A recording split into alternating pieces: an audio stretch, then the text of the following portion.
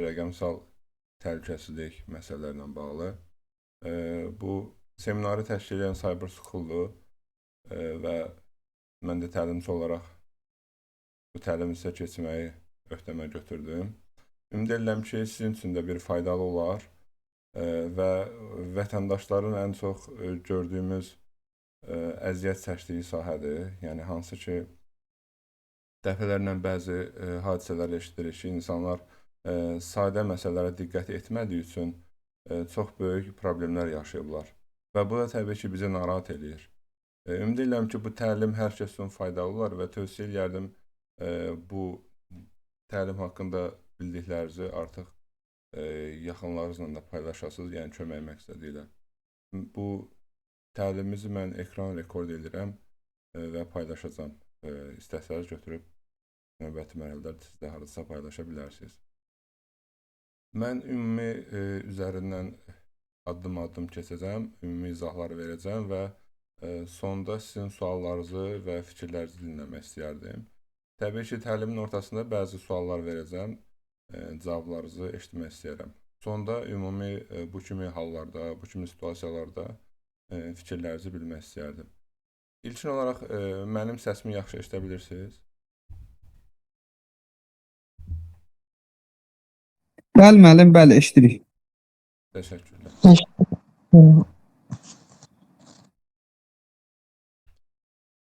Təlimimiz burada qeyd olunan başlıqlar ətrafında olacaqdır, amma sizin hər hansı başınıza gələn hadisələr, yəni buna uyğun bir situasiyalar barədə suallarınızı sonda verə bilərsiniz. İlkin başlığımız bank kartları və pul təhlükəsizliyidir. Növbəti slaytlarda onlar haqqında sizə məlumat verəcəm. OTP kodu və onun zərurluğu haqqında, skam zənglər, hansı ki, son dövrlər çox aktual məsələdir. İnsanların səslərini imitasiya edərək yaxın qohumu və bu kimi insanları təqlid edərək insanları aldada bilirlər. Və sosial şəbəkə və hesab təhlükəsizliyi, yəni həm sosial şəbəkə hesablarını nəzərdə tuturuq, həm də digər hesabların təhlükəsizliyi ilə bağlı olacaq açıqlamamız.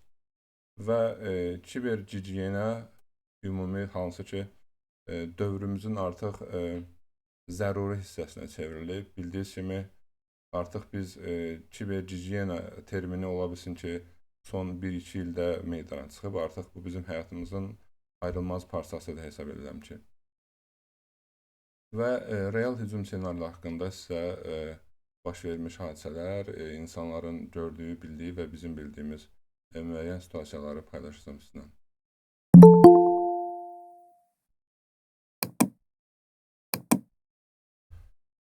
Deməli, birinci başlığımıza uyğun olaraq bank kartları və pul təhlükəsizliyi haqqında danışacağam.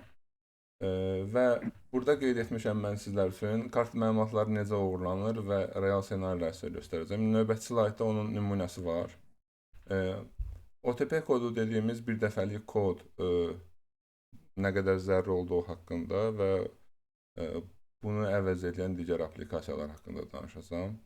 Skam zənglər slaydın əvvəlində qeyd etdiyim kimi indi növbəti slaytlarda göstəriləcək və Telegram, WhatsApp qeyd etmişəm, amma yəni ən çox aktual istifadə etdiyimiz Telegram, WhatsApp olduğu üçün onları sadalamışam, amma bir çox sosial şəbəkə platformaları var bildiyiniz kimi. Yəni bunların hər birinə şamildir qeyd etdiyim məsələ. İlkin olaraq sizə CERT Azərbaycan LinkedIn profilində olan hansı xəbərdar edici məlumatlar paylaşılır. Orada qeyd olunan bir başlığı sizə oxuyuram. Dələduzlar öz məqsədlərini göstərilən linkdir, bax. Kimin saxta web səhifələr üzərində həyata keçirirlər. Məhz bu keçid vasitəsilə endirimli və ya məhdud sayda bilet təşrifi, yəni ümumiyyətlə müəyyən güzəştlər təşrif edirlər. Son zamanlar hətta siz də görmüşdünüz ki, Temu platforması, yəni tək Temu deyil də, buna oxşar bir çox, nə bilim, Arazın müəyyən bir reklamı idi və s. Yəni bunlar təbii ki, həm həqiqəti əks etdirmir, həm də ki, bəziləri ola bilər ki, reallıqda siz o güzəştlərdən yararlanmış da ola bilərsiniz, amma bu kimi linkdən istifadələr təbii ki, məqsədə uyğun deyil. Bəzən mütəxəssislər danışır ki, məsəl üçün bu kimi zərərli linklərə daxil olmayın və s. Təbii ki, bunların alternativləri var. Yəni biz bunları üzərində araşdırma aparmalıyıq. Bir sıra saytlar var ki, biz o saytlar üzərində onları yoxlanışdan keçirərək həqiqətən zərərli olub-olmadığını aydınlaşdıra bilirik. Təbii ki, bəzən necə ki, mən bu dərsin əvvəlində sizə link göndərdim. Yəni bəlli linklər var, hansı ki, sizin gözlədiyiniz, gözləntiniz olan. Onları da müəyyən mənada yoxlaya bilərsiniz, amma əminliyiniz varsa, yəni bu qədər üzərində detallı qalmayacaqsınız. Nəyə toxunmaq istəyirəm? Ümumilikdə təhlükəsizlik komfortla ziddiyyət təşkil etdiyinə görə biz təhlükəsizliyin səviyyəsini artırdıqca komfortumuz aşağı düşür. Yəni biz bunların hər birinə riayət etdikcə təbii ki, vaxt itkisi və sair çətinliklər yaşaya bilirik. Bu məqsəddən biz qısa alternativlərdən çalışırıq istifadə edək. Misal üçün, indi növbəti slaydlarda onlar haqqında danışdım. Passkey dediyimiz təsdiqləmə aplikasiyalarından və s. Prosesi müəyyən mənada sürətləndirir. Amma qeyd etdiyimiz kimi komfortla təhlükəsizlik ziddiyyət təşkil edir. Yəni təhlükəsizliyin artırılması komfortun azaldılması deməkdir. Və böyük ehtimal ki, həyatınızda bir çoxunuz bu tip linklərlə rastlaşmısınız. Belə bir sual qeyd etmişəm və istəyərdim ki, siz bunu cavablandırasınız, yəni sərbəst şəkildə cavab verə bilərsiniz. Telegram üzərində hər hansı dəvət linki almısınız, ilkin olaraq nə eləyərdiniz? Yəni sadəcə sizlərin fikirlərini bilmək istəyərdim. Buyurun, sizə eşidirəm.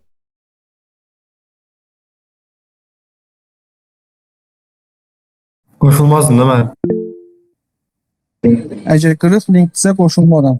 Təbii ki də. Qoşulmamışdan əvvəl virus totalda yoxlayaram həmin linki ki, virus varmı yoxsa yox.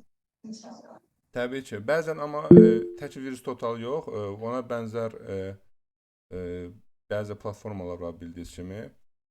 Bəzən onların birində yoxlayanda hamısını belə deyim, viruslu kimi göstərir. Amma bir neçə, məsəl üçün TikTok linkini siz yoxlasanız görəcəksiniz ki, serverlə əlaqədar çoxlu belə deyim, problemlərin olduğunu göstərir. Amma bir neçə aydındır, oxuyuram sizin mesajda. Bir neçə belə linklər ola bilər ki, yəni siz onu yaxşı olar ki, ayrı-ayrı platformalarda da yoxlayasınız. İndi bunu bu bəzi yoldaşlarımız bizə cavab verdi. Onlar bu sahədə düşünürəm ki, müəyyən məqamda məlumatlıdırlar və bu normal haldadır. Yəni bunlar bilirlər və elə etməyə çalışırlar. Deməyə çalışdığım nədir? Bunu hər kəs bilmədiyinə görə mümkündür ki, xətalar etsin. Biz qısa yoldan biz bildiririk ki, bu tipli linklərə daxil olmayın. Təbii ki, siz bu müəyyən analiz aparandan sonra linklərə daxil ola bilərsiniz. Yəni biz hər şeyi qadağalarla durub saxlaya bilməyəcəyik təbii ki və müəyyən linklər var ki, bizə həqiqətən də lazımdır. Yəni bu xətalı və yaxud da ki, viruslu deyil və yaxud da ki, hər hansı bir hücum növü deyil. Bu səbəbdən biz onları yoxlamalıyıq. Və ən yaxşı biz etibar etdiyimiz şəxslərdən aldığımız mesajlarda olan linklərə daxil oluruq. Amma unutduğumuz bir nüans var. Burada iki nüansa toxunacağım.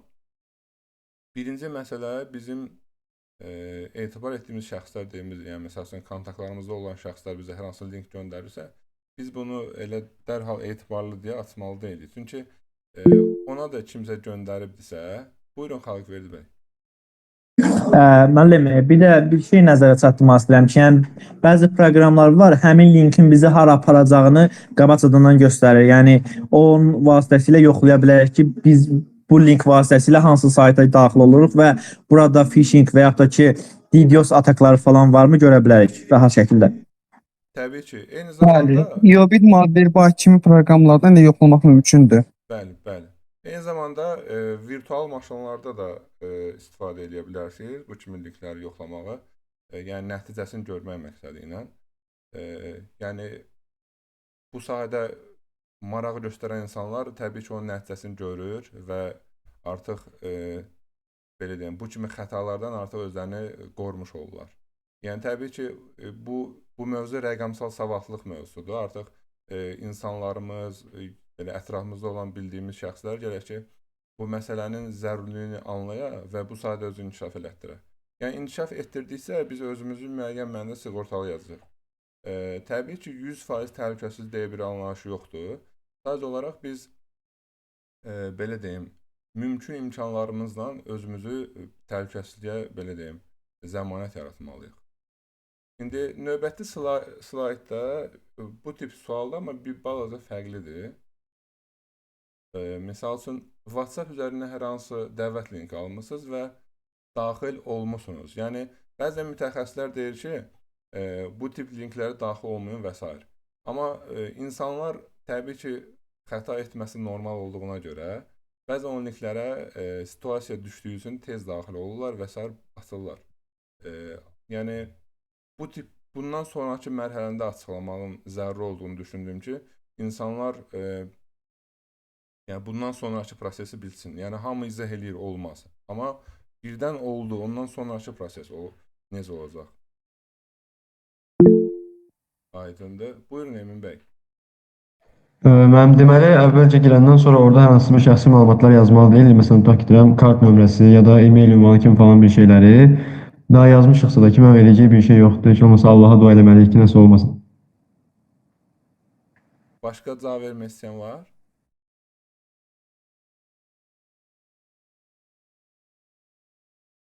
Müəllim, əslində son zamanlar bu Araz Marketin, Bravo Marketin reklamlar kimi, Azzelin 50 GB bu reklamlar kimi bir neçə daha doğrusu virüslü linklər paylaşdılar. İndi bunu bizlər başa düşürük. Yəni girib onu yoldaş deməli virus totalda, Yobit malware bitdə yoxlayırıq. Yəni üçüncü tərəfin o saytında tapırıq, yəni e-mailində tapırıq. Amma bunu bilməyənlər çoxdur.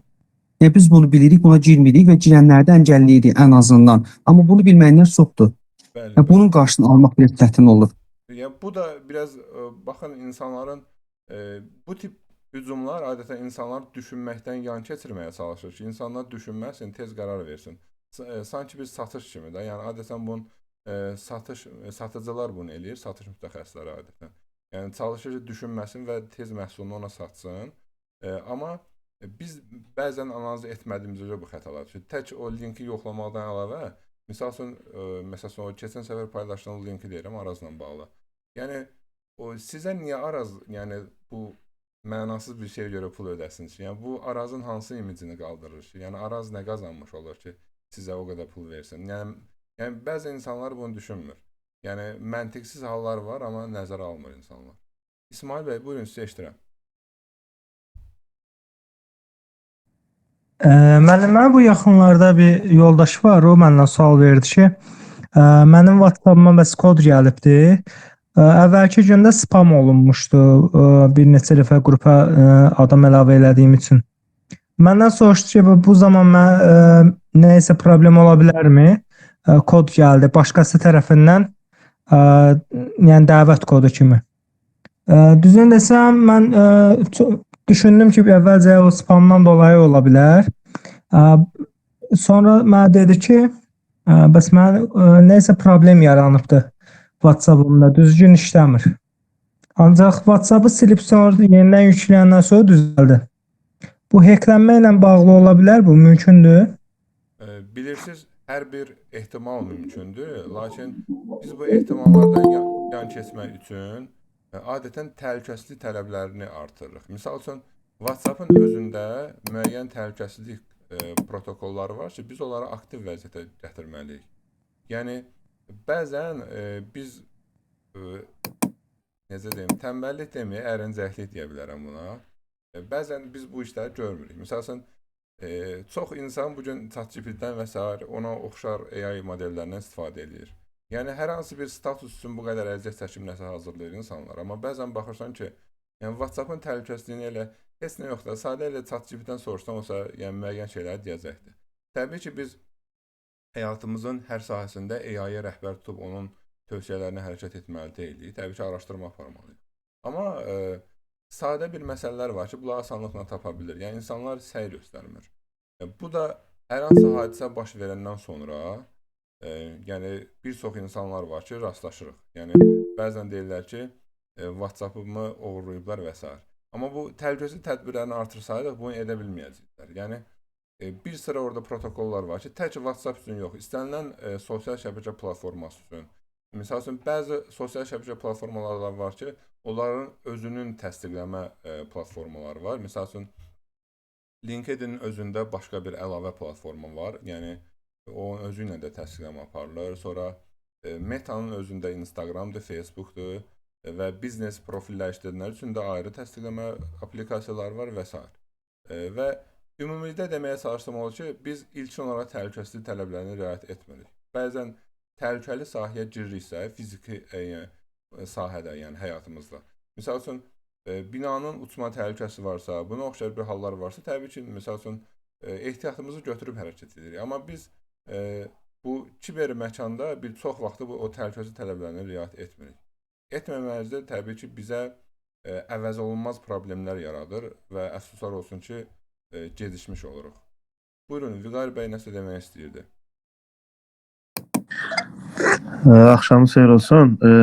Hoca. Deməli, xatırlayırsınızsa, Kop Əməkdaş şirkətində bizim bir əməkdaşın başına gəlmişdi. Xatırlayırsınızmı? Mobil telefonuna, WhatsApp-ına link gəlmişdi. Həmin o linki açdığı an telefon tamamən bağlandı və bütün məlumatlar, bütün nə varsa hər bir şey yoxa çıxdı. Hətta telefonun özü belə işləmədi. Məlum oldu ki, sonra bu İran tərəfindən göndərilən bir spam olub. İran, belə deyim də. Bunun təbii ki, bəllidir ki, bunu İranda oturub xəkiyor. Bunun sırf xüsusi xidmət orqanlarının işi olduğudur. Yəni, telefon birdən-birə söndü. Və telefon tamamən içindəki məlumatlar belə, hamısı birə-birə yox oldu. Bir də növbəti bir şey alın. Bu WhatsApp-da təzə bir application var. Meta. Yəqin ki, xəbəriniz var. Məsləhətdir Meta ondan istifadə. Yəni, eğer ki, ChatGPT kimi də orada da suallar versə birbaşa WhatsApp-ınıza gəlir. Yəni, bu nə dərəcədə təhlükəsizdir? Təbii ki, təhlükəsiz heç nə yoxdur, açıq desək, amma ən azından belə deyim də, bizim baxa biləcəyimiz hasara qədər təhlükəsiz deyək də. Təbii ki. Əslində, doğrusu gördüm, yəni adətən WhatsApp-da qarşımıza çıxır da, bu AI bizə təşriflər edir müəyyən suallarla bağlı və s. Doğrusu onu çox istifadə etməmişəm, amma yoxlama xarakterli bəzi funksiyalarını yoxladım. Amma ümumi olaraq düşünmürəm ki, bir təhlükəsizliyi pozacaq bir aplikasiya olar. Çünki WhatsApp-ın özü ilə əlaqəlidir və Meta şirkətinə məxsusdur. Və adətən də WhatsApp-a hər hansı hücumlar olunanda sizinlə elə onlar dəqiqləşdirmə aparır. Və WhatsApp-ın özü üçün, yəni WhatsApp mənbəyi üçün təbii ki, təhlükəli deyil. Amma gələcəkdə bilirsiniz də, son zamanlar bəzi müqavilələr bağlandı, hansı ki, müəyyən AI modelləri Amerikan Müdafiə Nazirliyinə və yaxud da digər qurumlara paylaşa bilər. Nəsə buna oxşar bir müqavilə imzalandı. Amma bu sahələrdə artıq bu bizim əlimizdə deyil. Çünki bildiyiniz kimi o data mərkəzi fiziki olaraq bizim ərazimizdə yerləşmir. Yəni imkanlarımız olsa da məhduddur. Buyurun, suallarınız var idi. Bəli, mən deyəcəydim bu mövzu ilə bağlı. Süni intellekt proqramları demək olar ki, dünyada bütün insanların telefonlarında var. İstər böyük vəzifəli şəxslər olsun, istər prezidentlər, istər deputatlar, nazirlər, fərqi yoxdur. Hər kəs istifadə edir. Və bu da müharibədə hər hansısa bir güllə atmadan istədiyimiz, yəni düşmən ölkənin rəhbər şəxslərini rahat şəkildə öldürməyimizi təmin edir. Təbii ki də bu nəhəng dövlətləri əhatə edir. Çünki nəhəng dövlətlər bunu edə bilər. AI şirkətlərinə ödəniş ödəyərək həmin vətəndaşların location-ı öyrənib, həmin location-a anında da zərbə vurub zərərsiz hala gətirə bilərlər. Yəni, bu hal-hazırdakı müharibələrdə real şəkildə gördük və real bir faktdır. Yəni, bunun da qarşısını almaq mümkün deyil. Zaten yüklənibdir. Yəni, silsək belə bizim məlumatlarımız orada saxlanılır databazalarda və serverlərdə. Yəni, demək istədiyim budur ki, süni intellektdən istifadə edərkən diqqətli olmaq lazımdır və bir çox məlumatları bölüşməmək lazımdır. Təbii ki, o barədə mən də bir fikir bildirəcəm. Sonda indi digər sualları cavablandırım, sizə müəyyən strategiyalar haqqında bildirəcəm. Buyurun, suallar var idiyəsən. Sual deməyim, keçən dəfə Tuğda bəy, deməli, ChatGPT ilə maraqlı bir elə bir ünsiyyət diskussiya apardım və bu siz dediyiniz o müqavilə məsələsi var, hansı ki Müdafiə Nazirliyinin Amerika Müdafiə Nazirinin belə deyim də müqavilə məsələsi. Mən onu belə durmadan harca bir 20-30 dəfə durmadan ChatGPT-yə bu sualı verdim və ChatGPT açıq deyirəm söndü. Və ChatGPT söndü. Və sual verdim, dedi ki, siz deyib bu məlumatı hardan almısınız? Əsla belə bir məlumat yoxdur. Mən də bəzi belə deyim də, instansiyada məlumatım olsun. Adlar və onların belə deyim də, şöbələrin adını yazdıqca ChatGPT həqiqətən də söndü. Və artıq mən bəlli oldu ki, ChatGPT, yəni belə deyək də, el arası deyil, hansı yuvanın quşudur. Artıq onu mən təyin elədim ki, artıq ChatGPT o qədər də güvənli bir şey deyil. Bizim bir dənə bəxtimiz nədə gətirdi ki, 2020-ci ildə bu qədər belə inkişaf etməmişdi. Müharibə vaxtı açığı mən olduğum üçün bu cəbhə bölgəsində, təmas xəttində telefonlardan adicə rabitə vasitəsi, dövlətin rabitə vasitəsinə belə girirdilər. İndi görün, düşünün, bu indiki süni intellekt, indiki bu texnologiya 2020-ci ildə olsaydı biraz çətin olacaqdı açığı. Bəli, sizlə razıyam. Təbii ki, bu məlumat rəsmi açıqlandığı üçün mən də sizlə paylaşacağam. Bizim milli qəhrəmanımız var idi, Polkovnik Şükür Həmidov. Müharibə vaxtı şəkil paylaşımına görə o insan yeri aşkarlanıb şəhid olundu. Aynen doğrudur. Həmin o hadisədən bir gün sonra biz həmin o hadisə yerinə gəldik və həmin o paylaşan o şəxs də artıq bəlli oldu ki, bu şəkil necə paylaşılır. Yəni ümumiyyətlə düşmən durmur da. Yəni biz düşməni gəlin zəif bilməyək özümüzdən ki, düşmən zəifdir. Əsla düşmən zəif deyil. Düşmən güclüdür. Sadəcə biz öz belə deyim, müdafiə sistemimizi gücləndirib, təbii ki, biz də ondan güclü oluyoruz, amma biz heç vaxt onu heç arada demirik, aşkarlanmır.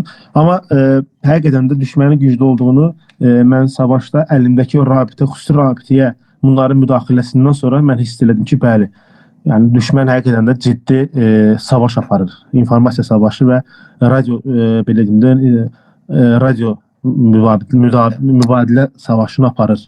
Mən gələcəkdə bu kriptoqrafiya, stenografiya haqqında da təlimlər nəzərdə tuturam. Yəni insanların təbii ki, marağını nəzərə alaraq. Yəni bu tip çox fəaliyyətləri var. Prosta biz belə deyim, display yönümlü olduğumuza görə ancaq ekranda axtarırıq nəyəsə, amma müəyyən məlumatlar gizli şəkildə ötürülür və bizim xəbərimiz olmadan bunlar baş verir. İndi mən qarşıdakı slaytlarda yenə də telefonda baş verən anormal hallar haqqında danışacağam. Elə bu mövzuya da toxunacağım. Deyəsən bir sual var idi Aysun xanımın. Hər vaxtınız xeyir olsun. Sualdan savayı süni intellekt təlimində olanda bizə demişdi ki, süni intellekt təzə yaranıb. Təzə yarandığı üçün də o hələ uşaq çağdaş kimi bir şeydir. Yəni onu irəlilətdirmək üçün biraz sünini inkişaflaşdırmaq lazımdır. Yəni onun çox sual verəndə ona düzgün gedişat yolu süni intellekt cavab verəndə o cavab verə bilir. Amma onu irəlilətdirmək lazımdır ki, o daha bizim istədiyimiz kimi bir süni intellekt olsun. Yəni o təzə yarandığı üçün çox belə aydın məlumatlar vermir. Yəni onun elə bir şey ola bilər ki, başqalarını ötə bilər. Təbii ki, mən belə bir şey deyim. Biz ümumilikdə süni intellektdən davranış qaydaları var əslində. Yəni bu tipli internetdə də ödənişsiz kurslar var, baxa bilərsiniz. Ümumiyyətlə biz süni intellektdə tam detallı məlumat verməli deyilik. Yəni düzdür, təbii ki, bir sıra məsələləri o analitik araşdırma ilə müəyyən məsələləri analiz edib nəticə çıxara bilir. Çünki bilirsiniz, rastlaşmışsınız da, son dövrlərdə artıq belə deyim, ictimaiyyətə açıqlana bilindi ki, məsəl üçün ChatGPT-nin özü olsun və yaxud da ki, ona oxşar digər AI modelləri olsun, insanları icazəsiz şəkildə dinləyə bilir. Yəni bu bir reallıqdır. Hətta kamera icazəsi də var idi. Bu sayədə hətta sosial şəbəkələrdə bir çox videolar görmüş ola bilərsiniz. Artıq bu bizim ona dediyimizdən başqa müəyyən məlumatlarda bizdən eşidə bilir. Yəni təbii ki, bunlardan baxın, biz ümumi təhlükəsizlikdən danışırıq, amma bir sıra sahələr var ki, orada biz tam təhlükəsizliyi təmin edə bilməmişik. Yəni müəyyən tədbir modelləri var. Qismi şəkildə qarşısını alırıq. Məsəl üçün biz hal-hazırda rəqəmsal təhlükəsizlikdən danışırıq, amma siz hər hansı belə deyim, hacker qrupun hədəfisinizsə, mən sizə deyim ki, artıq sizin bir şansınız yoxdur. Çünki hər halda uyğun bir boşluq tapacaqlar. boşluq illa da sizdən olmaq məcburiyyətində deyil. Bir çox tətbiqlərin, aplikasiyaların, əməliyyat sistemlərin elə özlərində müəyyən boşluqlar vardır. Yəni, prosto biz burada çalışırıq ki, bu boşluq sizdən qaynaqlanması mümkün qədər. Ondan sonra yenə də boşluqlar mümkündür tapıla bilər. İndi Adicə süni intellekt haqqında bir şey də deyim sizə. Baxın, IT sahəsində həmkarlarım da burada var. Mənim fikrimi təsdiqləyirlər yəqin ki. IT sahəsində belə bir məşhur söz var. Əgər bir xidmət sizə pulsuz təqdim olunursa, mütləq şəkildə burada belə deyim, qazan siz özünüzsüz. Yəni sizə heç bir halda pulsuz nəsə təqdim oluna bilməz. Əgər bu sizə təqdim olunursa, pulsuz şəkildə, burada belə deyim, qazanc mənbəyi siz şəxsən özünüzsüz. Buyurun, nəsə demək istəyənlər var idi. Clubhouse diye bir aplikasiya vardı. Yəqin ki, xəbəriniz var hocam. Bəli.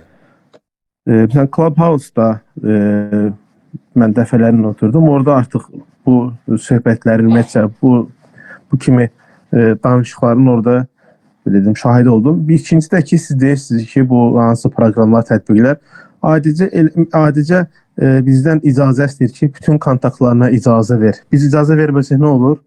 Proqram açmır. Bəli.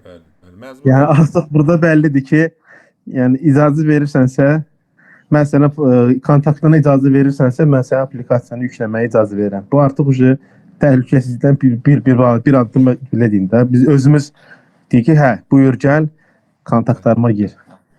Bir növ demokratiya hiləsi deyək də. Yəni güya sənin fikri və hüququna hörmət eləyir, amma əslində səni məcbur edir. Sənin güya başqa yolun da yoxdur. Başqa nəsə demək istəyən var idi? Yaxşı. Növbəti slayda keçid edirəm. Kart məlumatlarınız necə oğurlanır? Bu son dövrlər deməyək, yəni kart ortaya çıxandan bu tip problemlər var və bəlkə çoxunuz xatırlamırsınız, amma mənim xatırımdadır. Əvvəllər OTP kodu yox idi. Yəni belə bir anlayış yox idi. Və siz hər hansı şəxsin kartını götürüb internetdən məsəl üçün özünüzə kontrol işləyə bilərdiniz. Yəni heç bir təsdiqləmə yox idi. Təbii ki, ondan sonra OTP kodu və s. ona bənzər müəyyən tədbirlər ortaya çıxmağa başladı. Amma sizə, məsələn, Türkiyədə belə bir hadisə baş vermişdi. Gecəm güləcəksiniz. Adam telefonuna post terminalın tətbiqləri var bildiyiniz kimi. Proqram yükləmişdi və belə deyim, İnsanlar bəlli ciblərinə qoyur. Yəni ciblərin yeri bəllidir də. Yəni daşlokun insanlar hara qoyur? Sinəsində olur, yan cibində və yaxud da ki, arxa cibində. Məsələn, şəxs yaxınlaşırmış, toxundururmuş, o da NFC-ni qəbul edirmiş. İndi düzdür, indi artıq müəyyən təsdiqləmə və yaxud da ki, belə deyim, dəqiqləşdirmə protokolları var. Mən bu sahədə Apple-ı dəstəkləyirəm, çünki belə deyim, Androidlərdə, düzdür demirəm Androidlərdə yoxdur, var, amma bir çox insanlar işə salmadığına görə Androidlərdə elə bəzən toxunduran kimi özü birbaşa ödənişi götürür. Bu uyğun deyil və tövsiyə edirəm, əgər kimsə bunu etməyibsə, bu mövzuda bir dənə baxsın, telefonu yoxlasın. Amma Apple-larda əsasən sizi məcbur edir ki, Face ID-dən istifadə edilsin. Face ID-ni təsdiqləməsəz, o ödənişi qəbul etməyəcəkdir. İkinci bir məsələ, siz kart məlumatlarınızı paylaşırsınız. Bayaq linklərdən danışdıq. Linklərə daxil olub hər hansı ödəniş edirsiniz, kart məlumatlarınızı daxil edirsiniz. Siz burada da zəmin yaradırsınız. Mən bir situasiyadan danışım sizə. Adlarını çəkməyəcəm. Azərbaycanda da bəli, Apple-da elə deyəndə əslində bütün sahələrdə yetərincə boşluqlar var. Sadəcə o boşluqları necə istifadə edənlərdən asılı. Nə demək istəyirəm? Azərbaycanda bir sıra bankların tətbiqləri var ki, artıq əvvəllər birində idi, sonra artmağa başladı. Karta mədaxil et bölməsi var aplikasiyada. Deməli, qarşı tərəfin kartında 3D Security aktiv deyilsə əgər və bunu çox adam, xüsusən də yaşlı, pensiya alan təbəqə, mən bunun şahid olmuşam ki, etmir. Heç o barədə bir məlumat da yoxdur.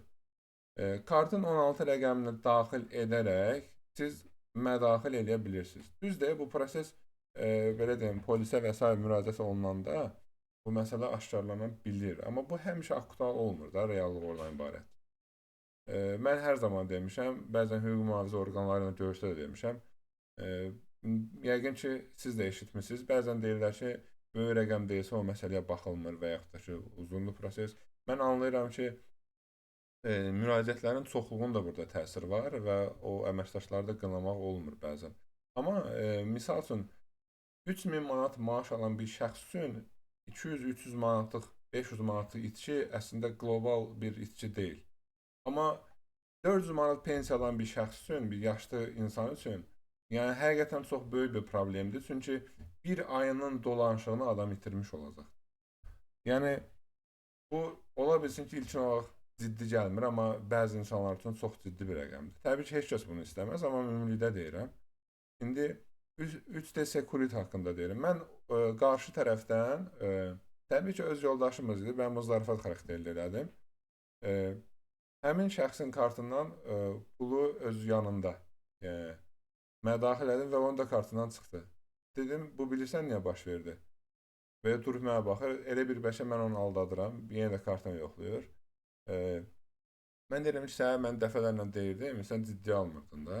Sən 3D Security-ni aktivləşdirməmişsin ona görə. Yəni 3D Security aktivləşdirilsəydi, yəni mən onu elə bilməyəcəkdim misal.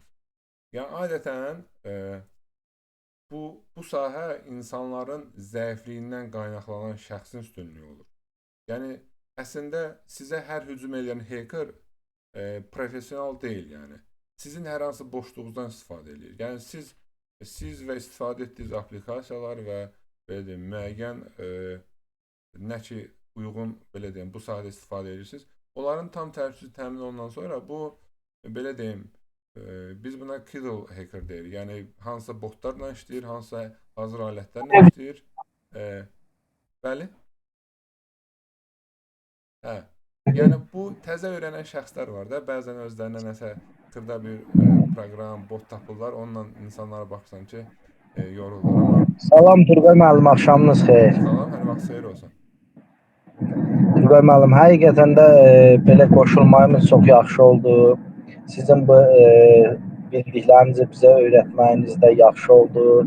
Bilmədiklərimizi öyrənirik. İnşallah belə təlimlərə bizi həmişə cəlb edər. Çox sağ olun, təşəkkür edirəm. Buna görə də sizə təşəkkür edirəm. Sağ olun, minnətdarım, çox sağ olun. Və deməyə çalışdığım odur ki, bu tip boşluqlar o professional olmayan tərəflərdən istifadə oluna bilir. Amma sizin qarşınıza professional çıxsa, yəni müəyyən mənada şansınız yoxdur.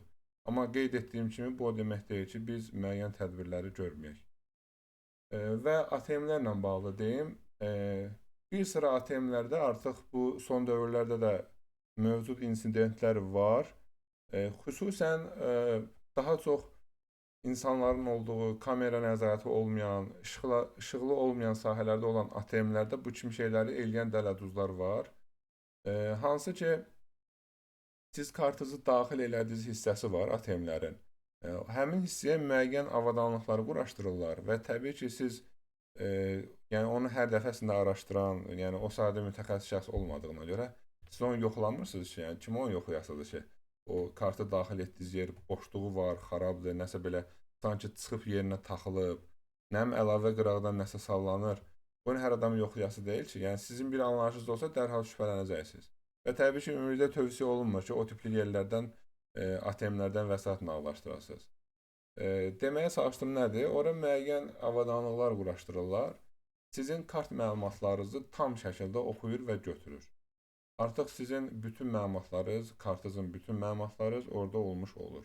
Hətta arxada olan CV kodu dediyimiz hissəsi belə. Yəni bu məqsədlə tövsiyə olunur ki, yəni nəzarəti az olan ATM-lərdən istifadə etməyəsiniz.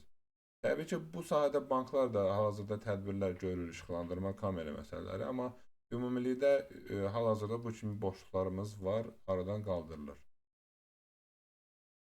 Növbəti slayda keçid edirəm. Sual var. Buyurun, buyurun. Mən belə bir məlumat var, istəyirəm sizinlə də bölüşəm. Belə bir şey var ki, məsəl üçün siz bankomatda yaxınlaşıb pul çıxartdığınız anda, axşam vaxtı əsasən belə şeylər baş verir. Böyük şəhərlərdə təbii ki olur. sizə yaxınlaşıb, sizə hər hansı bir itici alətlə falan yaxınlaşıb pulunuzu istəyən an sizə parolu yaz deyəndə, parolu belə deyim də, pin kodu tərsinə yığıb polis çağırmaq kimi belə bir məlumat varmı sizdə? Yəni bu real bir şeydirmi, yoxsa?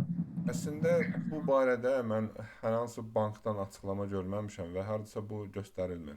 Düzdür, mən sosial şəbəkələrdə, xüsusən TikTok platformasında bu tip məlumat görmüşəm, amma mən bunun həm özümü yoxlamamışam, həm də yoxlayan şəxslər haqqında eşitməmişəm ümumiyyətlə. Əgər varsa elə bir şəxs desin. Bəli, mən də oxumuşam ki, misal üçün adətən 4 rəqəmli olur. 1, 2, 3, 4-dürsə 4, 3, 2, 1 yığsaz, misal üçün məlumat ötürülür və s. Amma bu reallığını bilmirik təbii ki. Açıq onu yoxlamaq istəyirəm, sadəcə yoxlayıram. Başqa bir belə deyim də, vəziyyət situasiya ilə rastlaşaram deyə ona görə çoxdan risk eləmir ki, bunu yoxlasın ki, belə bir şey varmı, yox. İşte gəl həmin bankomatın yanında olmalısan. Mən bildiyim qədərlə oradan kamerada həmin o anı fiksasiya eləyir. Düzdürmü? Bəli, bəli, təbii ki. Eynidir. Amma məncə tövsiyə elərdim bunu banklarla bir danışasınız və mən də bu məsələ ilə bağlı biraz maraqlanacağam. Çünki bəzən bu kimi hallar bilirsiniz də məsuliyyət yaradır. Yəni müəyyən güc qurumlarını zarafat üçün, müəyyən maraq üçün cəlb etdiyinizə görə problem yarada bilərlər. Mən açığı belə bir kiber təhlükəsizliyi bu formada aparıram. Necə? Müəyyən bir kart alıram, məsəl üçün bir bank. Məsələn, bir bankın kartını aldım. Müəyyən müddət istifadə edirəm də. Artıq onların aplikasiyasını Apple-da, belə deyim, Apple Pay-də istifadə edirəm. Artıq bir müddətdən sonra o kartı mən ləğv eləyirəm və artıq keçirəm başqa bir karta. Bəli. Yəni mən belə bu formada mübarizə aparıram açığı özüm. Öz aləmimdə deyək də belə mən təhlükəsizliyimi bu formada qoyuram. Müəyyən bir müddətdən sonra o kartı ləğv edirəm, yeni bir kart alıram və yeni kart üzərində çalışıram. Artıq bütün ödənişlərimi, nə bilim, Apple Pay-dən istifadə edirəm. O bitdikdən sonra müəyyən bir 3 ay, 6 aydan sonra ləğv edirəm, yeni bir karta keçirəm. Əslində tövsiyə olunan metoddur. İndi qarşıdakı slaytda mən o barədə qeyd etmişəm. Yaxşı olar ki, belə əlavə kartlardan, debit kartlardan istifadə olunsun. Və hətta tövsiyə elərdim ki, mümkünsə, əmək haqqı aldığınız bankların yox, başqa bankların kartlarından, yəni müəyyən qədər, belə deyim, sizə qarşı nəsə əməliyyat keçirmə insanları bu müəyyən mənada problemlər yaradır. Müəllim, bir sual verə bilərəm. Buyurun. Deməli, üstü sektor haqqında danışdınız. Orada ağlıma gələn bir soru oldu. Deməli, belə bir şeylə qarşılaşmışıq biz. Üstü sektor göndərdiyi zaman, şəxs göndərdiyi zaman, yəni o digər proqramlarda, o üçüncü bir şəxs tərəfindən deyildi, digər bir proqramlarda o kod 4 rəqəmli, 6 rəqəmli kod sənə çatmamış, ya mənə çatmamış, artıq onların proqramlarında əks olunur və onlar səndən qabaq giriş etməyə nail olurlar. Bu girişirlər. Bu bir. İkinci bir sual da nədən ibarətdir? Deməli, dövlət rüstamlı məxsulunun hər hansı bir sayt, tam ki, indi ad çəkməyəcəm, reklam olmasın deyə, internet provider deyək də, onun bircə dənə ödəniş portalı var, ancaq öz saytından. Yəni öz saytına girdiyimiz zaman burada baxırıq ki, SSL sertifikası, Cloudflare, Freewall heç nəyi yoxdur. Yəni biz də oxuduğumuz mənbələrdə göstərilir ki, SSL bunun kimliyini təsdiq eləyir, Cloudflare onun güvənliyini qoruyur. Yəni siz burada şəxsi məlumatlarınızı və ya kart bilgilərinizi yazmaq məcburiyyətində deyilsiniz, yazmayın. Amma mən providerdən istifadə etmək üçün məcbur oradan açmalıyam. Mən də bura kartımı yazdığım zaman demək olar ki, kartın önündəki 16 rəqəmi, arxasındakı CV kodlarını, bütün hər bir məlumatlarımı ötürmüş oluram. Bunun alternativ bir yolu yoxdursa, mən məcbur oradan istifadə edəcəm və kart məlumatlarımı bilə-bilə qarşı tərəfə satmış oluram. Vermiş oluram, daha doğrusu hədiyyə etmiş oluram. Bunun qarşısı necə alınmaq olar? Mən belə bir şey deyim. Bunun qarşısını almaq tövsiyəsi olaraq qeyd edə bilərəm ki, bayaq dediyim kimi, mümkün qədər başqa debit kartlardan istifadə edəsiniz və yaxşı olar ki, əmək haqqı aldığınız bankın kartı olmasın.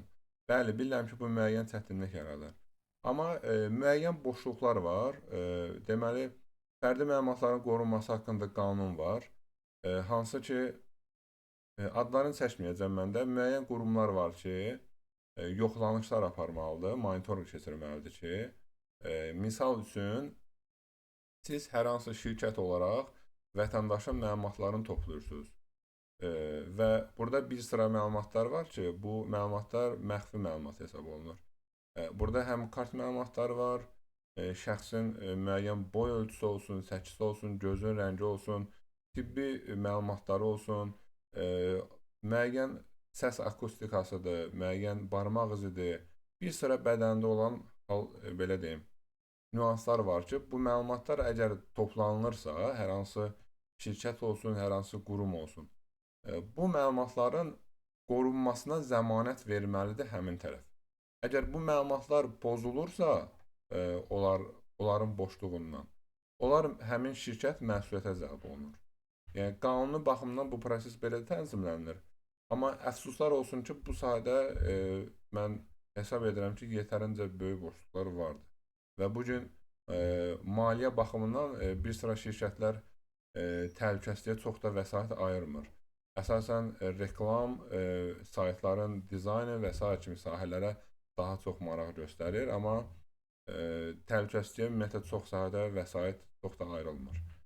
Və ümid edirəm ki, gələcəkdə bu həllini tapar. Amma tövsiyə xarakterli deyə bilərəm ki, debit kartlardan müəyyən rəqəmsal kartlar var, digital kart gedir səhv etmirəmsə. Bəzi banklarda artıq tətbiq olunur. Yəni, onlardan istifadə etməyizi tövsiyə edərdim. Müəllim, üzr istəyirəm, bir şey də deyim də. İndi mən bunu hər ay demək olar ki, bundan istifadə edirəm. Hər ay yeni bir kart almaq məcburiyyətində deyiləm axı. İndi mən demək olar ki, 6 kartdan istifadə etmiş olacağam. Bəli, elə demək istəmirəm. Yox. Misal üçün, hər hansı Temudan, AliExpressdən, Amazondan sifariş verirsiniz. Siz dediniz ki, müəyyən proveyderlərə ödənişlər edirsiniz. Bu kimi işlər üçün ayrıca kartınız olması yaxşı olar ki, digər kartınızdan həmin karta köçürüb ödənişləri o kartın üzərindən edəsiniz. Hər hansı hadisə baş verəndə o karta olacaqdır. Yəni, o kartda da Mən dediyim sayt Azərbaycan saytıdır. Azərbaycandır. Amma baxınca server xaricdən alınıb, domain xaricdən alınıbdır. Amma internet providerinin saytıdır. Oradan da başqa heç bir yerdən, yəni bunu açmaq mümkün deyil. Və baxırsan ki, saytın açığı çoxdur. Məcbur buradan alacaqsan. Mən də kart məlumatlarımı hər dəfə ora yazmaq məcburiyyətində qalıram. Bəli. Yəni, hal-hazırda düzdür. Yəni, təbii ki, mütəxəssislərin də o sahədə fikirlərini almaq lazımdır. Amma yəni, mənim ilkin olaraq tövsiyə etdiyim variant düşünürəm ki, o ola bilər. Başqa sual vermək istəyən var idi deyəsən. Çox sağ olun. Sağ olun. Deməli, biz OTP kodu haqqında danışdıq. Bilirsiniz, bir dəfəlik koddur. Bəli, Aysun xanım, oxudum mesajı. Doğru deyirsiniz. OTP kodu bildiyiniz kimi 3D security-ni aktivləşdirəndən sonra əsasən işə düşür və mən şahid olmuşam ki, bir çox insanlar 3D security-ni aktivləşdirmədiyi üçün OTP kodu gəlmir. Və bir sıra hallar var ki, məsələn, insanları aldadırlar, biz sizə pul göndərmək istəyirik və s. bilirsiniz yəqin ki, çoxuz. Başda gəlməsə 100% eşitmişsiniz. Yəni, Rusiyadan pul göndərirlər, nə edirlər, yəni beh verirlər və s. Bəli hocam. Amma təbii ki, insan da həvəsə düşür, emosiya məsələsi var da burada. Adətən bu tip insanlar insanın emosiyasından istifadə edir. Və siz də sevinirsiniz və s. Təbii ki, kart məlumatları, yəni şəxsən bu mənim də başıma gəlibdir. Yəni, bu sahədə öyrənməzdən əvvəl. Amma təbii ki, bu bankların özü belə bunu sizdən tələb edə bilməz. Skam zənglər haqqında danışım və bu son zamanlar artıq baş verir. Bəlkə çoxunuz eşitmiş olarsınız artıq. Həm zəng olaraq bu baş verir və kimlərinsə səsini yamsılayıb təqlid edirlər və real da olur. Və bəzən də elə WhatsApp-ın özündə mən bunu şahid olmuşam.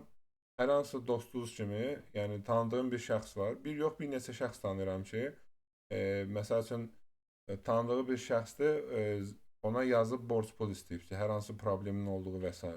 Təbii ki, iş yoldaşısınız, yaxınsınız, qohumsuz, dostsuz da oturub onun, belə deyim, imkanınız varsa o situasiyada dərhal kömək edirsiniz.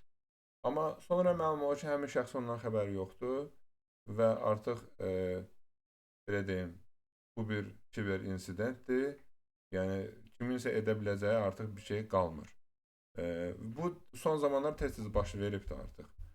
Buna görə də tövsiyə olunur ki, alternativ xətlər vasitəsilə dəqiqləşdirmə aparılsın.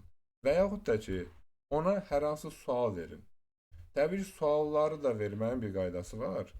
Yəni, belə deyim, açıq şəkildə hamının bilə biləcəyi bir sual yoxdur. Və yaxud da ki, elə bir sual verin ki, sənin maşının rəngi mavi rəngdədir, hə? O, misal üçün, deyəlim ki, maşının rəngi mavi yox, qırmızı rəngdədir. Ola bilsin ki, səhvliyin deyək ki, bəli, bilmirsən. Və yaxud da ki, yazı tərzindən, danışıq tərzindən və s. İndi çox üzərində qalmaq istəmirəm. Hesab edirəm ki, hər kəs başa düşdü. Bunları təsdiqləmək lazımdır. Və mən bu yaxınlarda yaşlı bir insan banka getmədən də tətbiq vasitəsilə kredit çəkib və krediti vəsaitinə köçürülən kimi də elə dələduzlar kartdan çəkib də artıq ödənişi də özü etmək məcburiyyətindədir. Növbəti slaydda danışacağım. Bayaq biz kartlar haqqında danışdıq. Ümumi suallar, situasiya, müzakirələr oldu deyə bəzi hissələrini demiş oluruq. Misal üçün, 3D security haqqında dedik. Kart təhlükəsizliyi olaraq ilkin tövsiyə olunur. 3D security və artıq demək olar ki, misal üçün, beynəlxalq bankda SIMA üzərindən təsdiqləmə var. Sonra Androidlərdə bilmirəm tam olaraq, istifadə etməmişəm son dövrlərdə. Bəlkə də var, əgər varsa desinlər. Misal üçün, Apple-da ən azından Face ID-ni aktivləşdirə bilirsən ki, daxil olmaq üçün Face ID. Amma bilirsiniz də, yəni bu olmayanda artıq yenə də şifrəni istəyir. Şifrə, yəni qarşı tərəf bilirsə və ən çox da onu qeyd edeyim ki, sizi əmin edirəm ki, insanların çoxu və bəlkə də siz özünüz bir çoxunuz təsdiqləyirsiniz ki, bir çoxunuzda da elə o xətalar var. Bütün kartlarına eyni şifrəni qoyuşu asan olsun. Yəni, ola bilsin adamın 5-6 dənə, 10 dənə kartı var. Asan olsun deyə hamısına eyni parol qoyur. Təbii ki, çox bu, belə deyim, kiber təhlükəsizlikdə qəbul edilməyəcək xətadır. Tək kart kodu yox, bütün sahələrdə. Eyni paroldan və yaxud da ki, ona yaxın, sizə uyğun olan hər hansı parol Doğum tarixini bilirlər. Bəli, 90% doğum tarixi. Bəli. Hətta bu Wi-Fi-lər üçün də keçərlidir. Yəni, ümumiyyətlə, parol harada tətbiq olunursa. Kart limiti məsələsinə toxunum. Kartların təhlükəsizliyi üçün karta limit təyin etmək yaxşıdır ki, rəqəmsal ödənişlər icra oluna bilməsin. Yəni, onlayn daha doğrusu. Yəni, demək olar ki, məncə bütün aplikasiyalarda, yəni bütün bankların aplikasiyasında bu funksiya var artıq. Sonra Kənan bəy nəsə demək istəyirdi yoxsa? Hocam bir sualım var. Buyurun. Belə deyim də, kiçik bir tövsiyə. Çünki mən bu praktikdə bunu mən istifadə edirəm. Məsələn, mən alış-verişimi falan bitirdikdən sonra əsasında bunu xarici ölkədə edirəm. Kartımı blok atıram.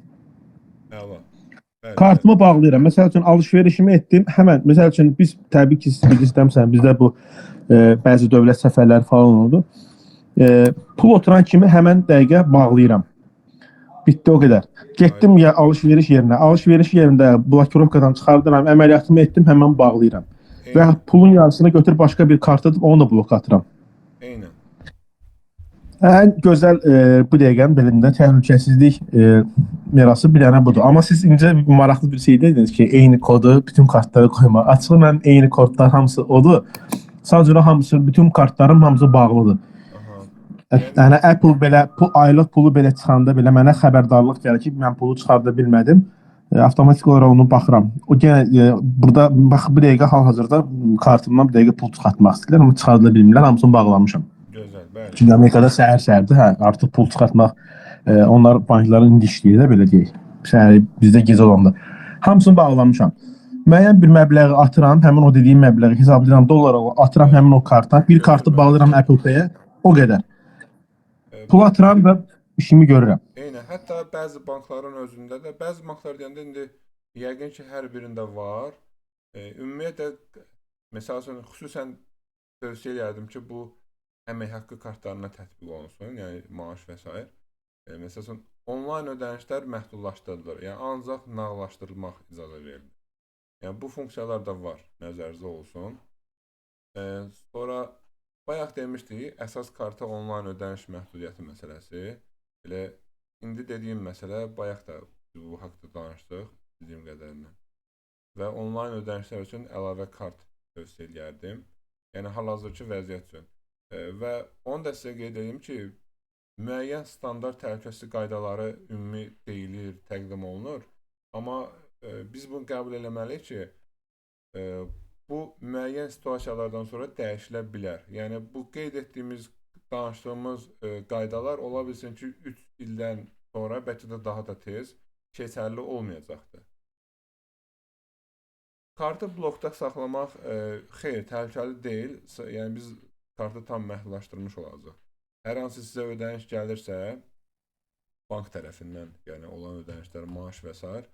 Onlar sizin kartınıza onsuz da ki, blokda olsa belə daxil olunur, mədaxil olur. Maral xanımın Müəllim, sözü. bir məlumatda oxumuşdum. Bəli. Deyirlər ki, kartın təhlükəsizliyi üçün, yəni üst-üstə sekuritadan da daha yaxşı olan bir şey fingerprintdir. Yəni fingerprint barmaq kilidir. Yəni ona müdaxilə, ikinci şəxs müdaxilə edə bilmir. Yəni maksimum dərəcədə Face ID belə demir, hadi fingerprint'i aktivləşdirin. Bəli, onu istifadə etməmişəm, amma ola bilər. Bəli, ola bilər. Növbəti slayda keçid edirəm. Sosial şəbəkə və hesab təhlükəsizliyi. Bayaq biz bunlar haqqında ümumi danışdıq, hesab edirəm ki. İndi növbəti slayda onların biraz təfərrüatlarından danışacağıq. Kiber təhlükəsizlik kurslarına qatılan şəxslər artıq bunu demək olar ki, bilirlər, məlumatlıları, yəni bu tipli insidentləri artıq oxuya bilirlər, düşünürəm ki. Baxın, burada sizə hər hansı link və yaxud da ki, oyun oynuyorsunuz, deyəlim ki, oyunlar sizə təqdim edir ki, misal üçün sizə o oyunun pulundan deyirəm də, kriptosundan, real pul nəzərdə tutmuram. Yəni ona oxşar hər hansı həvəsləndirmələr də ola bilir. Misal üçün, Facebook'dan da daxil olsanız, sizə müəyyən indirim olacaq və buna bənzər hər hansı səbəbdən siz sosial şəbəkə platformanızı daxil edirsiniz və qarşınıza həmin sosial şəbəkənin saytı çıxır. İndi siz ola bilsin ki, bu şəkildə tam görə bilmirsiniz. Solda göstərilir real, fikir versə yuxarıda pad hissəsində instagram.com, yəni saytın öz adıdır. Amma digər sahədə indi üstü qızarılıb ki, diqqətli olasınız deyə. Adətən orada saytın adı düzgün göstərilmir. İndi son zamanlar paylaşılmışdı. Məsəl üçün Microsoftda orada N hərfi ilə R hərfini yan-yana etmişlər. Bəli, mən bunu görmüşdüm. Bəli, eynən. Kənardan siz onu M hərfi kimi oxuyursunuz. Yəni bunun timsalında yüzlərlə sizə yaxın olan variantlar var ki, yəni tez üstündən baxırsınız, odur. Və çox güman ki, çox adam onu çox da yoxlamır. Həmin sayt isə daxil olur. Amma bildiyiniz kimi, istənilən saytın interfeysini hazırlamaq mümkündür. Yəni kopyalayıb saxta bir fake sayt yaradarsınız, həmin saytın interfeysini daxil edərsiniz. Bunu adətən siz, mənim müəllimim də, Elturan müəllim də buradadır və o da hər halda təsdiqləyəcək. Siz həmin sayta daxil olarkən hesab parolu daxil edirsiniz, enteri daxil edirsiniz və elə ki, yığmadınız da, nəsə xəta baş vermiş kimi də təzədən yığmalı olursunuz. Əgər sizin başınıza elə bir hal gəldisə, siz 100% əmin ola bilərsiniz ki, bu fake sayt idi. Yəni sizin məlumatlarınız artıq həmin tərəfin datasına köçürüldü. Yəni qeyd etdiyiniz şifrə getdi artıq. Bu halda tövsiyə olunur ki, dərhal şifrə, parol dəyişilsin və təbii ki, ilkin olaraq bu tipli linklər də bu saytları pədlərindən yoxlamaq lazımdır, dəqiq olması üçün. Və bunlar haqqında deyəcəyim bu qədərdir. Üzərində çox durmaq istəmirəm, sizi yormamaq üçün. Amma hər hansı sualınız varsa, üzərində danışa bilərik. Okey. Növbəti slaydımızda biz 9 addım göstərmişik və yenə də qeyd edirəm ki, bunlar gələcəkdə də dəyişilə bilər. Ola bilsin ki, müəyyən şəxsə görə müəyyən dəyişikliklər də ola bilər. İlkin olaraq hər kəsin tövsiyə etdiyi güclü və unikal şifrədən istifadə etmək. Deməli, Bu faktor və multifaktor, yəni ikili və daha çox aktivləşdirmədən istifadə edin, yəni təsdiqləmədən daha doğrusu. Login bildirişlərini aktiv eləyin. Misal üçün siz hər hansı çoxuz bilirsiniz. Yəni deyəlim ki, yeni telefon aldınız, orada Facebook profilinizi aktivləşdirirsə, sizə bildiriş gəlir ki, filan lokasiyada, filan cihazdan sizin profilinizə daxil olundu. Təbii ki, orada qeyd olunur ki, e-maildə, yəni əgər bu siz deyilsinizsə, bildirin. Orada müəyyən bölmələr var, daxil olub məsələni həll edə bilərsiniz. Şübhəli linklərə daxil olmuruq. Üçüncü tərəflər tətbiqləri silirik. Baxın, burada bir dənə də nüans var.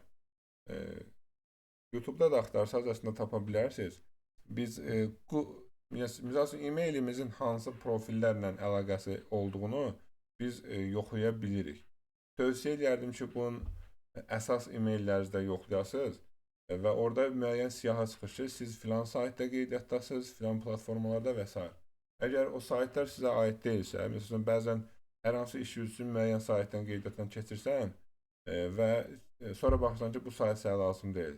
Yəni, adətən bu harada rast gəlinir? Deyəlim ki, PDF to, nə bilim, converter JPG faylı, məsələn, o tipli saytlar var ki, çevirici kimi istifadə edirsiniz, məcbur edir, qeydiyyatdan keçirsiniz, ödəniş istəyir.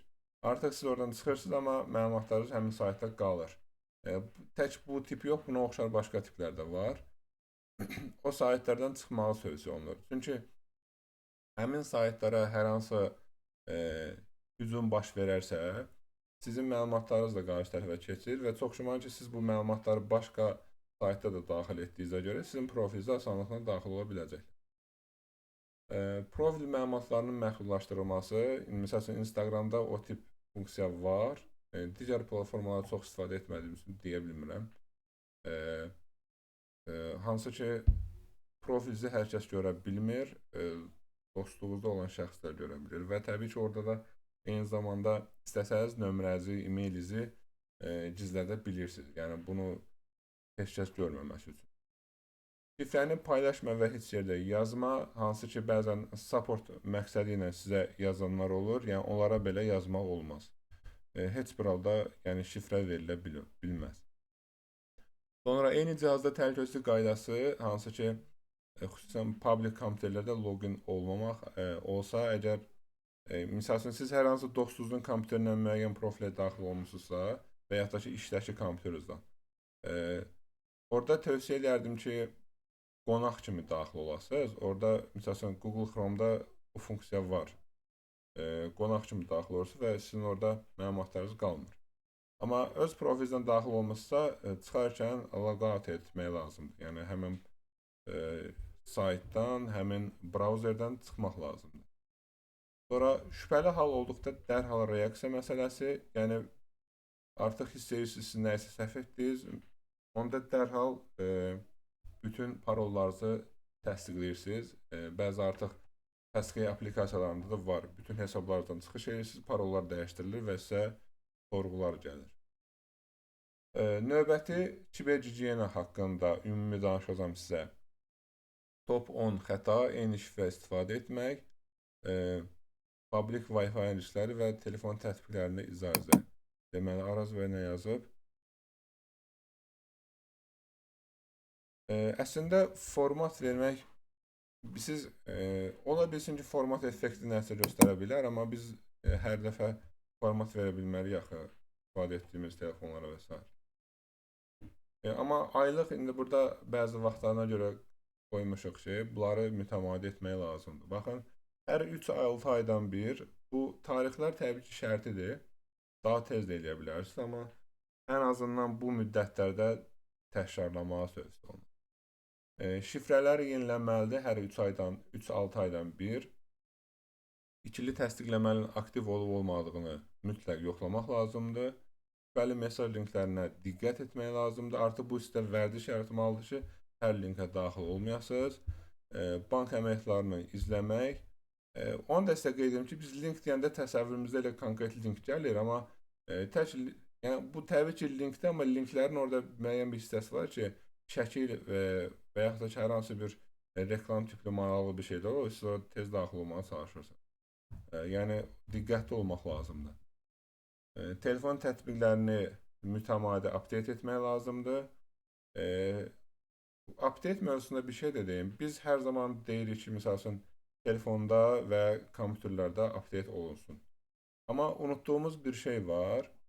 Sistem özü update eləyir. Amma misal üçün kompüterlərdə misal üçün brauzerləriniz olsun, əlavə proqramlarınız olsun, siz onları tək-tək daxil olub update etməlisiniz. Yəni siz ola bilsin ki, settingdən daxil olub update eləyirsiniz kompüterinizi. Amma misal üçün deyirəm, hər hansı brauzerinizə update etmişsiniz, hər hansı tətbiqinizi update etmişsiniz deyə, yəni orada boşluqlar yenə qalır. Yəni onu da nəzərə almaq lazımdır. Lazımsız tətbiqlər silinməlidir. Anormal hallar əgər varsa, bəli, o əmrlərlə etmək olar. Ümumiyyətlə, CMD menusundan istifadə edən şəxslər üçün yəni daha qısa və asan yollar vardır. Təşəkkürlər Kənan bəy. Hansı ki, telefonda və eyni zamanda kompüterdə baş verə bilər. Anormal hallar var. Task Manager'dən siz RAM-ı və s. CPU-nu yoxlaya bilirsiniz. Çoxluq təşkil edirsə, bu sizdə narahatlıq yaratmalıdır. Telefonunuz əvvəlkindən çox qızır, bateriyası daha tez bitirsə, yəni buna oxşar bir çox hallar var təbii ki, siz narahat olmalısınız. Yəni telefonla danışanda echo verir və buna bənzər müəyyən sizi narahat eləyəcək, şübhələndiniz. Yəni insanda intuisiya var. İnsan çox vaxt nədənsə narahat olur. Artıq istəyir ki, nəsə uyğun deyil. Təbii ki, bu tip hallarda mütəxəssislərdən rəylərini almaq lazımdır. Kənan bəy nəsə demək istəyirdi, yoxsa İsmail bəydir? Mən idim, deyirdim ki, yəni loqlara da baxmaq olar. Əsasən task orada girib baxmaq olur bütün loqlara. Əgər bizdən icazəsiz, bizə əvəzdən, yəni kimsə daxil olubsa və yaxud da ki, uzaqdan erişim varsa, həmin loqlarda görə bilərik. Bəli. Yəni əslində mən o detallı şeylərdən onun üçün açıqlama vermirəm ki, indi hər kəsin o sahədə yetərincə bilgisi olmadığı üçün ola bilsin ki, mürəkkəb gələ bilər, mənim dediklərim yorucu ola bilər. Təbii ki, elə məsələlər əsasən o hissələrdən araşdırılır. Eyni zamanda ekspertlər də baş verən rəqəmsal insidentlərdə o tipi araşdırmalar aparır. Məsələn, var şəkildə də siz analiz edə bilirsiniz. Yəni, aidiyyətsiz IP-lər varsa, bu sizi təbii ki, narahat etməlidir. Növbəti cihaz təhlükəsizliyi və mən bunu dəfələrlə yaşamışam ki, insanlar internetdən reklam xarakterli, məsələn, çox özbəş görürsünüz, 360 plus və s. antiviruslar yükləyirlər, pulsuz. Yəni, pulsuz antivirus ümumiyyətlə elə bir anlayış absurd bir fikirdir. Yəni, pulsuz antivirus olmur. Və xüsusən də Windows istifadə edənlərə tövsiyə edərdim ki, Windows 10 və 11 istifadəçiləri. Artıq Windows'un özündə Defender var. Yəni, o Defender qala-qala insanlar niyə başqa antiviruslardan istifadə edir? Bəli. Yəni, ən azından Defender Windows'un özü ilə uyğunlaşdırıldığı üçün sistem faylları olmayan faylları aşkarlama xüsusiyyəti daha effektivdir və təbii ki, bu da pulsuzdur. Aktiv sessiyalar yoxlanmalıdır və yəni hesablarınız hansı cihazlarda aktiv şəkildədir və bunu görməlisiniz. Public Wi-Fi-lərdən istifadə məsələsi çox gündəmdə olan məsələdir. Sizi daha çox public Wi-Fi-lərdə aldada bilərlər. Yəni, ümumiyyətlə, mən şəxsi fikrimdir. Heç kəsə tövsiyə etməzdim ki, ümumiyyətlə, public Wi-Fi-dən istifadə etsin. Buyurun, Kənan bəy. Müəllim, deməli belə bir hadisə olmuşdu. Çox maraqlı oldu mənim üçün də, onu da sizinlə bölüşmək istədim. Deməli bir yaxın tanış öz cihazını mənə gətirdi, göstərdi ki, mənim cihazımda fərqli bir şeylər olur, amma bilmirəm nədəndir. Mənim adıma durumlar yazır, paylaşır WhatsApp-da. Yəni üzr istəyirəm ifadəmdə, qarşı cinsdən biri bunun adına nəsə yazır, paylaşır da, yazıcı çox az qaldı görüşməmizə falan. Dedi, bəs mən bilmirəm bu kimdir, bu necə olacaq. Mən dedim ki, tövsiyə edirəm ki, bu telefonu formatlayaq, Gmail-in dəyişək, yeni bir hesab, yeni bir nömrə, hər şeyini dəyişdirək də. Bu məndən razılaşdı, hətta təzə bir nömrə gətirdi. Mən bunu hard format elədim. 3 düymə dediyimiz Samsung-u hard format elədim. Yeni bir Gmail daxil etdim. Hətta WhatsApp-ı yenidən yüklədim. Təzə bir nömrə də açdım. Bəli. Açandan sonra internetə bağlanan kimi duruma yazdı qoydu ki, əlinə nə keçdi. Yəni qorxdum. Həmin dəqiqə mən kameraya bir dənə skoç yapışdırdım, mikrofona skoç yapışdırdım. Dövlət təhlükəsizlik orqanlarına zəhmət olmasa yaxınlıqda bu işi bizə aşar. Bəli, bəli. Yəni Bu necə ola bilər? Necə ola bilər bu? bəzi proqramlar var ki, telefonumuza yüklənilir və onlar bu kompüterlərdə də var. Onlar belə deyim, kompüterdə Task Manager-də də açsaz, onu tapa bilməyəcəksiniz. Çünki o tip cəsus yazılım dediyimiz tətbiqlər öz-özünü gizlədirlər tez bir zamanda. Formatda o silinir axı hocam. Bəli. Formatda o öz-özünü silir axı. O qalmamalıdır orada formatda.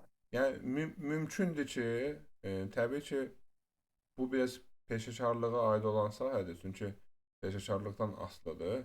Yəni mümkün ola bilər. Yəni təbii ki, mən telefoniya sahəsində mütəxəssis deyiləm deyə tam detallı məlumat deyə bilmirəm.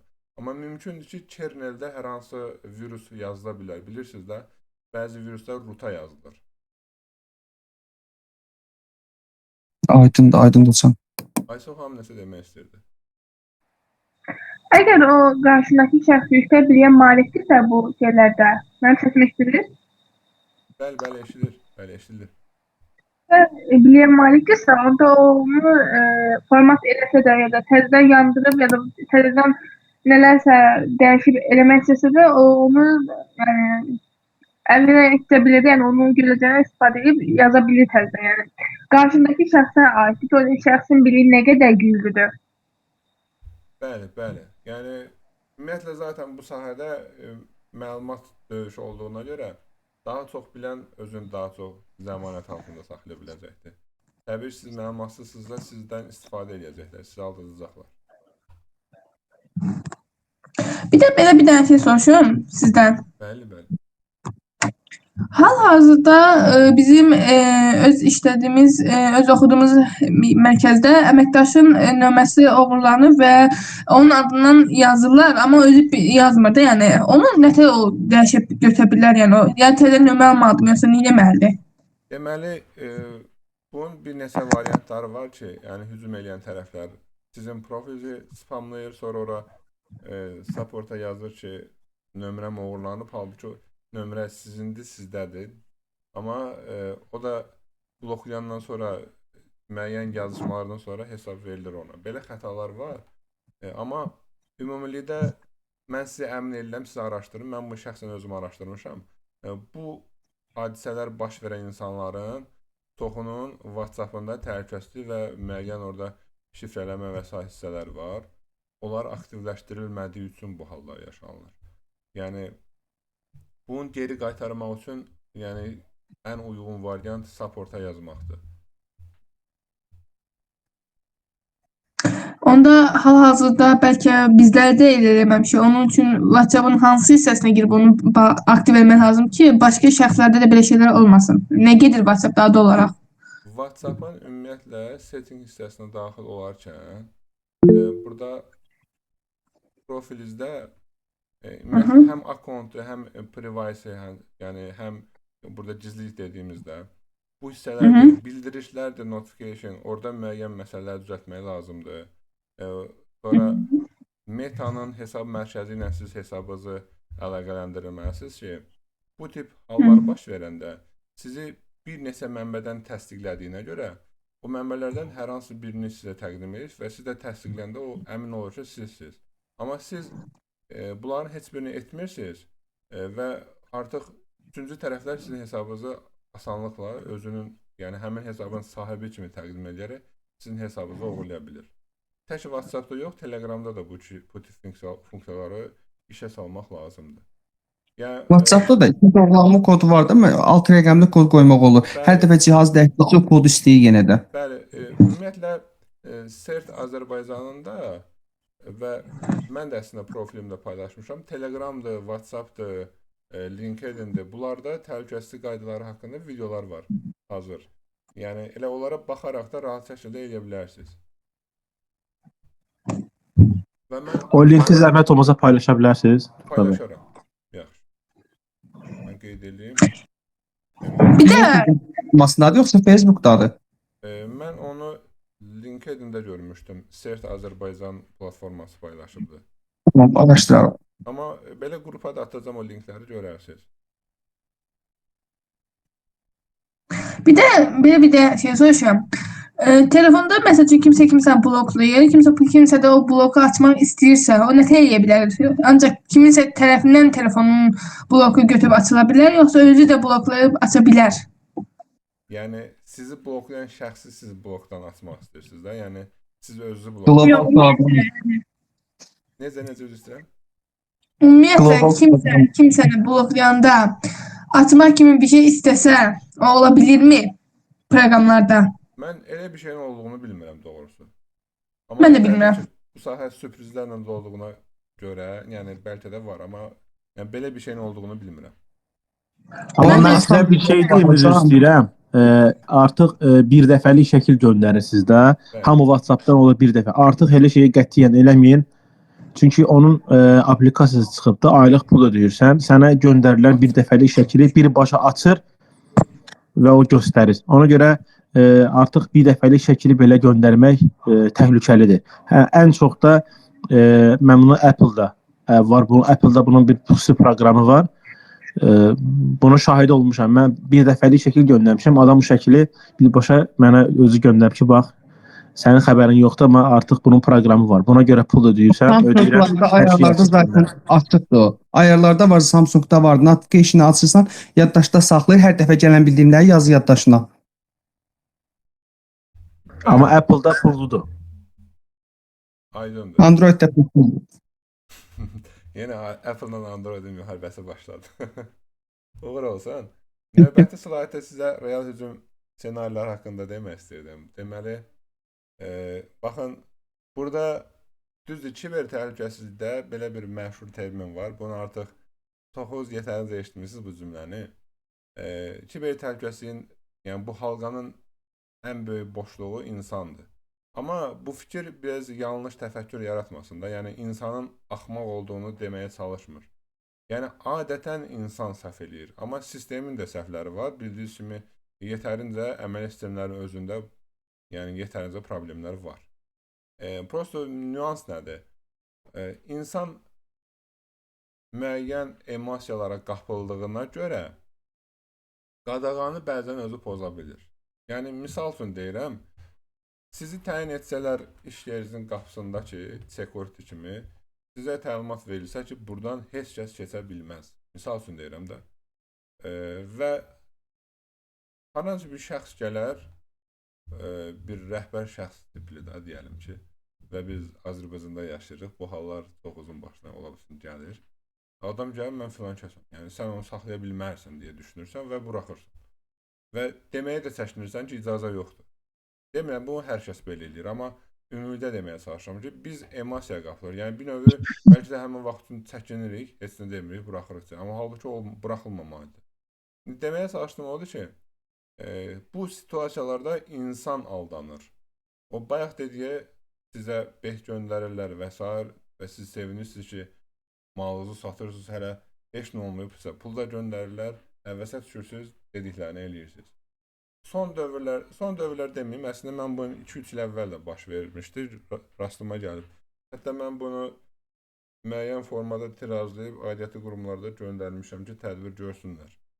Təbii ki, nəticəsi haqqında məlumatım yoxdur.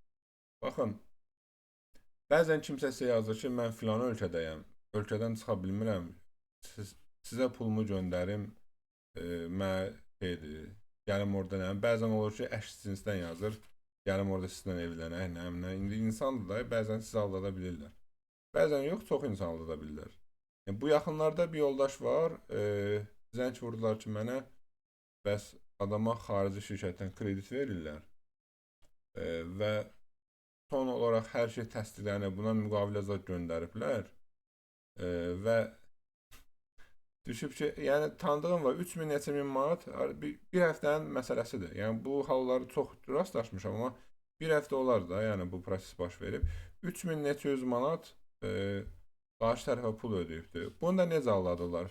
Məsəl üçün, sizə $100,000 kredit ayrılıbdır, artıq bütün sənədləşmə prosesi baş verib və adam da həvəsə düşüb bütün vəsiqəsinin zadı nə var, nə sənədlər var göndərir ona. Təsdiqlənib də artıq hər şey birdən bir əmma çıxır ortaya, həmişəki kimi standartdır. Biz nəm bankın qaydalarına görə nəm 1% nə kompensasiya ödənməlidir, nəm nə olmalıdır. Onu ödəsəniz də füsiyoda, hesabınızı da azaltırsınız. Adam da həvəslə bankdan hesab zadı atır ora. Və deyir ki, o pulu ödəməlisiniz ki, o rüsumdur da, köçməlidir. Və çox vaxtda ənənəvi Azərbaycanlılar deyir ki, o puldan çıxarsınız. Onlar da deyir ki, yox, o puldan çıxa bilmərik, bu ayrıdır, nəm ödənməlidir və s. Və adam gedir, kreditə girir, borca girir, o pulu göndərir. Çeklərini də atmışlar. Mənim 3000 neçə manat idi. Və bu tip çox hadisələr rastlaşmışam, eşitmişəm və heç nə də, yəni o gedən gedir, yəni o sizi bloka atır və baxırsınız həmin hesabda yoxdur zaten, fake hesabıymış, silinir və heç nə də edə bilmirsiniz. Yəni qaydalara əməl eləmək lazımdır, emosiyalara qapılmamaq lazımdır, yəni həvəsə düşüb belə getdiksə nəticəsi təbii ki ağır olacaq. Hocam bir şey deyim, bu qədər bu belə deyim də tərəddüdlər falan var ortamda. Niyə bunu məsəl üçün bir layihə şəklində siz televiziyada bu haqda bir veriliş, yəni buna da qadağa var. Buna da mı qadağa var ki, xeyr, siz bu haqda veriliş eləyə bilmərsiniz, bu haqda insanları maarifləndirə bilmərsiniz. Və ən azından həftədə bir dəfə və həftədə 2 dəfə 1 saatlıq bir proqram eləsəniz və ya radioda bir proqram eləsəniz, televiziyada bir proqram eləsəniz, bu slaydları göstərsəniz, ən azından əhali, xalq biri-birinə çatır da, yəni belə Azərbaycan belə də böyük bir dövlətdir, ölkə deyil. Ən azından bir-birinə xəbər çatar ki, bax həftənin 1-ci, 5-ci günləri, məsələn, hansısa bir günləri saat 9-da açın televizora baxın, maraqlı veriliş gedir. Yəni bunu televiziya layihəsi kimi bunu etməyə bizə qadağa varmı, yoxsa yox? Yəni maraqlıdır, niyə bunu eləmirlər? Əslində belə deyim ki, ölkə başçısının 2023-2027-ci il rəqəmsal inkişafla bağlı strategiyası var ümumilikdə. Və buradan irəli gələn müəyyən təlimatlar var ki, müəyyən qurumlar icra etməlidir. Və bu təlimatların içində bu saytda da əslində açıq mənbədir, görə bilərsiniz. Orada da qeyd olunub ki, sosial şəbəkələr vasitəsilə və yaxud da ki, televiziyalar vasitəsilə vətəndaşlar bu sahələrdə məlumatlandırılmalı, təlimlər, seminarlar təşkil olunmalıdır. Və bu sahədə bir çox qurumlar sosial şəbəkə platformalarında çoxuz rastlaşmışsınız artıq. Video çarxlar paylaşılır. Amma təbii ki, Vüqar bəy, sizin fikrinizdən tamamilə razıyam. Televiziyalarda da bu tip verilişlərin olması çox yaxşı olardı. Mən hər zaman demişəm ki, yaşlı təbəqə sosial şəbəkələrdən çox da maraqlanmır. Və maraqlansa belə, sosial şəbəkələr bildiyimiz kimi hansı ki, sizin daha çox baxdığınız şeyləri önə gətirdiyinə görə və bir çox insan da düşünmürəm ki, bu tip şeylərə meyil göstərir və avtomatik bu tip şeyləri görmür. Amma televiziyalara yaşlı təbəqə daha çox baxır. Gənc nəsil demək olar ki, baxmır, amma yaşlı təbəqə daha çox baxır. Təbii ki, yaxşı olar ki, televiziyada da bu tipli verilişlər olsun, hətta canlı bağlantılar, suallar, yəni tətbiq etmək olar. Düzdür, mən bəzi televiziyalarda bu tip verilişlərdə olmuşam, amma hesab edirəm ki, yetərli deyil. Adətən ona yarım saat, 20 dəqiqə vaxt ayrılır. Yəni, belə deyim, o müddətdə də bilmirəm nə dərəcədə effektiv ola bilir. Məsələn, nazirliklərlə danışıb, hansı ki, bu işlərlə məşğul nazirliklərlə və xüsusi xidmət orqanlarla danışıb, ləğv olunmuş proqramlar var da, məsələn, ölkə ərazisində. Yəni, bunların əvəzinə bax, belə bir veriliş hazırlayıb və yaşlı insanları, bu aldadılmış insanları çağırıb, həmin verilişdə onun eynən birə-bir simulyasiyasını eləmək. Necə ki, bu verilişlər, yenə deyirəm, təkrar edirəm, Axtar Məni verilişi var. Bütün Bakı, Azərbaycan oturub ona baxır. Yəni, belə bir verilişi simulyasiyasını edib və həmin onu canlı yayımda onun aldatma metodlarını insanlara, vətəndaşlara göstərmək, yaşlı nəslə göstərmək, inandırım sizi var ha. Bunlar hamısı, bunları efirə buraxsaq, bunlar efirdə geçsə, vallahi billahi maşenniklər deyəndə, bu tərəddüdlər artıq Azərbaycandan əl çəkəcəklər ki, qardaş, bu artıq Çox Bizə əziyyət qarşı var. böyük bir mübarizə gedir. Yəni biz bunu eləmirik. Buna qadağa ki yoxdur. Yox, heç bir qadağı yoxdur. Hətta ölkə başçısının bu sahədə göstərişi də var. Sərəncamı var. Ümid edirəm ki, yaxşı nəticələr olar zaman-zaman. Amma yəni düzgün vurğuladınız. Düşünürəm ki, o sahədə böyük işlər aparılmalıdır. Çünki bu tip hadisələrin baş verməsinin səbəbi insanların rəqəmsal savadlılığın olmaması ya da ki, az olmasıdır. Yəni, belə deyim də, biz adətən insan olaraq daha çox aktual məsələlər nələrdirsə biz onlara diqqət edirik. Amma digər məsələlərə diqqət etmirik. Yəni, başımıza gəlməmiş o məsələnin ciddiyyətinə çox da inanmırıq. Amma hərbidə məşhur bir söz var, siz də yaxşı bilirsiniz, hadisə bir dəfə olur. Və Bəli, DTX-nın çəkdiyi film çox gözəl filmdir, əla filmdir. Maalesef o bir dəfə belə deyim də yayıma getdi, onunla da bitdi. Yəni yandırım sizi bəlkə də əhalinin bəlkə də 1% o verilişə baxmayıbdı. mən bax siz dediniz, mən həmin qurumla hal-hazırda bir razılaşdırma aparıram. Əgər o razılaşdırma təsdiqlənsə, mən o sahədə bir seminar təşkil edəcəm. Biz indi ilkin mərhələ olaraq kibergigiyena qaydaları və yaxud da ki, rəqəmsal təhlükəsizlik sahəsi üzrə danışırıq. Ümumiyyətlə, bu sahədə məlumatlar çoxalıb, amma düşünürəm ki, ölkədə böyük bir boşluq var, hansı ki, cəsus şəbəkələrin müəyyən təsir altına düşmək məsələsi var. Çünki bu sahədə özüm müəyyən mənada praktikam, mütəxəssisliğim vardı deyə məni narahat edir. İnsanları asan şəkildə verbovka deyirik də köhnə termindən xarici xüsusi xidmət orqanlarının təsirinə salmaq mümkündür. Yəni, eyni zamanda rəqəmsal savadlıqla bərabər bu sahəmizdə inkişaf etdirməlidir ki, yəni insanları şantaja bənzər başqa emosional hisslərlə aldadıb müəyyən təsirlərə sala bilirlər. Yəni, vətəndaşlarımızı qorumaq üçün bu tip tədbirlər də görülməlidir, mən düşünürəm. Yəni, bu sahədə də bir razılıq əldə edə bilsəm, mən bu sahədə də bir seminar təşkil edəcəm vətəndaşların aldanmaması üçün və bu proseslər adətən necə olur, sizi necə aldadırlar və adətən bir dənə xırda bir tapşırıq verirlər, onu eləyin, sizə bitəcək və onunla da siz onların əsərinə çevrilirsiniz. İndi o mövzuda geniş danışa bilmirəm. Ümid edirəm ki, yaxşı olar. Bu barədə mən də öz təlimlərimdə Tuğay bəy istifadə edirəm. Yəni öz təlimlərimdə mövzunu bir balaca bu tərəfə aparıram. Siz dediyiniz bu verbovka məsələsindən. Məsələn, Bakı Dövlət Universitetində tələbələrimlə bu barədə dəfələrlə olub mənim dərslərim. Dəfələrlə bunlara, uşaqlara, bizim gənc tələbələrə bu barədə xəbər verəm. O təbii ki, keçən il xatırlayırsınızsa, ölkədə 15 yaşlı bir qız uşağının başına gələn hadisə.